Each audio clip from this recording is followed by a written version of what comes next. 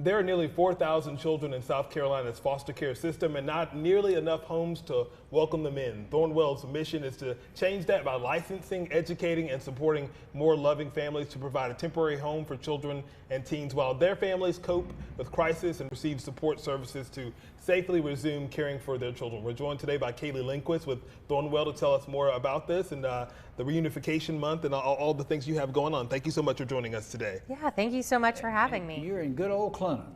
Yeah, yes. Across the street from PC College. That's right. Exactly where you are. And so many good folks have come out of there. I have an uncle. He's no longer with us. He went through Thornwell. And y'all did great things for him. Yeah, so tell us a little bit about Thornwell and what your mission is, because we see the numbers about South Carolina having such a great need for foster care homes. So talk a little bit about what you guys do.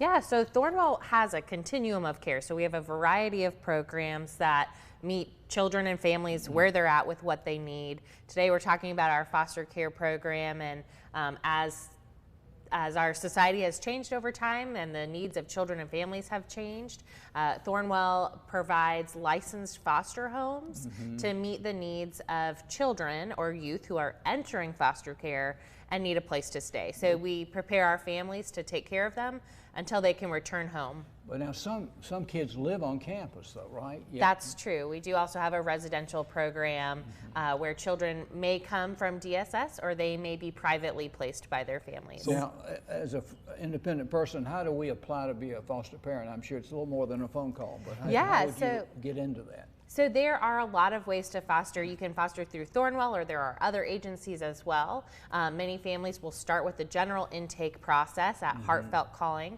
but you can also apply directly through Thornwell, and it is a pretty intensive process. We obviously want to make sure that our homes are safe, capable, and equipped. So there's a number of home visits and background checks and fire inspection. There's a series of training classes to make sure that families are prepared for caring for children who have experienced the trauma of abuse and neglect. And that's the thing, like every situation, every child is different depending on some of the things they've gone through. What do you guys attribute that number and that rise in the need for foster families? Like, what is the cause of that? Yeah, so obviously families experience crisis for a number of reasons.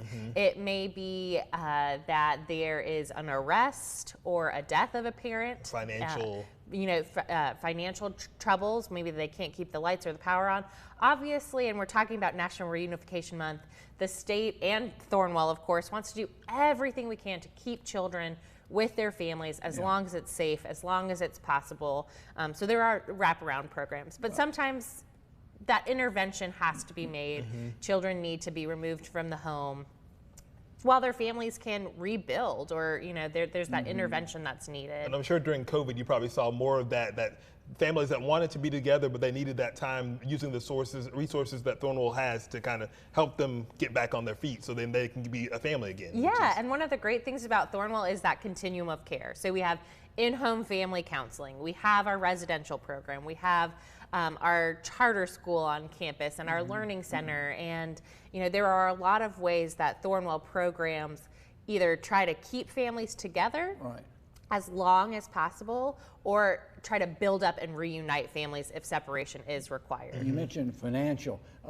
I know for a fact there are families financially that can't raise the kids and keep them up, and they bring the children to you. That has happened, hasn't it? Thornwell has a long history of caring for kids who temporarily need to be placed on our campus. Of course, our residential program has changed over time, but there are still kids on campus that their families are fighting to have them safely back in the home. And it's incredible the work that you guys are doing. I was looking at the notes here, and Thornwell started as a nonprofit in 1875. Yes, so it was originally an orphanage for kids orphaned by the Civil War, and as times have changed, we're obviously no longer an orphanage, but we do continue to care for kids on campus as well as in our foster homes. You're in Florida and Georgia as well? Yes, so our programs do cross Florida, Georgia, and South Carolina. Well, they watch us in Georgia. Awesome. Hi, Georgia. Yeah, so thornwell.org is the website to go to if you're interested in becoming a foster parent. Yes. Thank you so much for all the work that you do. We appreciate it. Thank you so much for having me. I appreciate it.